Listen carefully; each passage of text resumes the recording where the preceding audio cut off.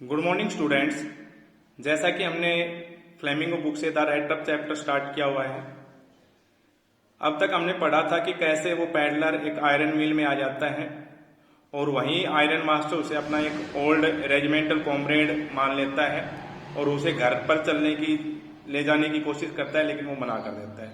उसके बाद वो आयरन मास्टर वहां से चला जाता है। उसके आगे आज हम पढ़ेंगे। It was not more than half an hour before they heard the sound of carriage wheels outside the forge। कहते हैं अभी आधा घंटा भी नहीं हुआ था कि उन्होंने सुनी आवाज ऑफ कैरिज, किसी सवारी गाड़ी की आवाज को सुना जो आउटसाइड द फोर्ज, उस लो कारखाने से बाहर।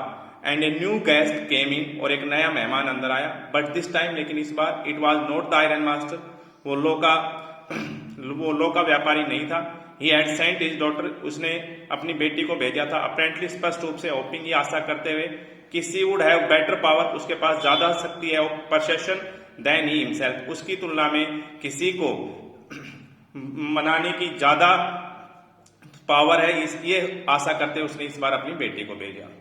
सी इंटर्ड, उसने प्रवेश किया। फॉलोड बाय ए वैलेट, साथ साथ में उसका एक निजी नौकर था।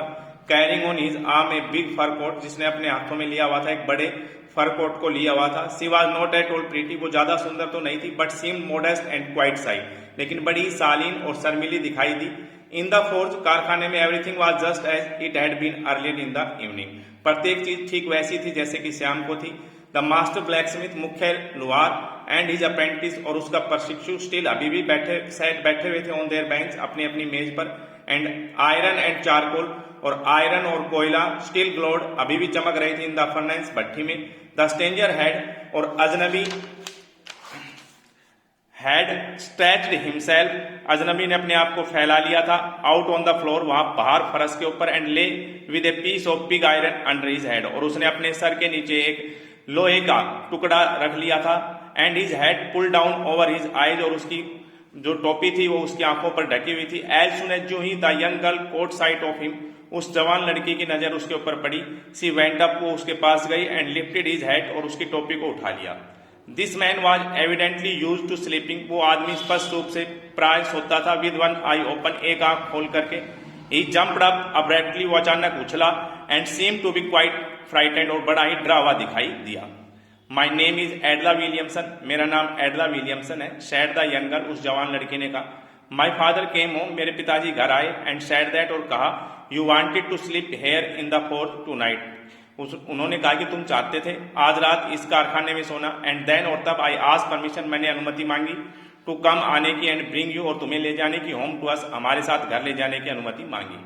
आई एम सो सॉरी, मुझे काफी खेद है कैप्टन, कि that you are having such a hard time, कि तुम्हारा इतना बुरा समय चल रहा है। She looked at him compassionately, उसने उसकी तरफ बड़ी भावुकता से, विद हर हैवी आईज, अपनी भारी आंखों से और भावुकता से उसकी तरफ देखा। एंड देन, और तब, सी नोटिस दैट, उसने ध्यान दिया, द मैन वॉज अफ्रेड, ये आदमी डरा हुआ है।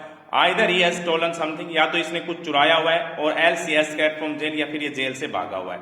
सी थॉट, उसने सोचा। एंड एडिड क्विकली, और जल्दी से उसने कहा, यू मे बी श्योर, तुम्हें आश्वस्त करती हूँ captain, you will be allowed, तुम्हें अनुमति होगी, टू लीव अस, हमें छोड़ने की, just as freely as you came, जैसे तुम आने की अनुमति, वैसे तुम्हें हमारे पास से जाने की अनुमति होगी।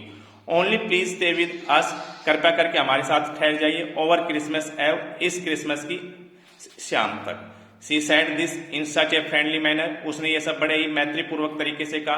That the red trap peddler, तब वो उस चुएदानी वाले घुमक्कड़ ने, must have felt confidence in her, तब उसने महसूस किया, उसके अंदर विश्वास को महसूस किया। It would never have occurred to me, ऐसा मुझे कभी नहीं लगा। That you would bother me yourself, means कि तुम मुझे परेशान कर रही हो, ऐसा मुझे कभी नहीं लगा। ही सेड, उसने कहा, I will come at once, मैं अभी आपके साथ आऊंगा।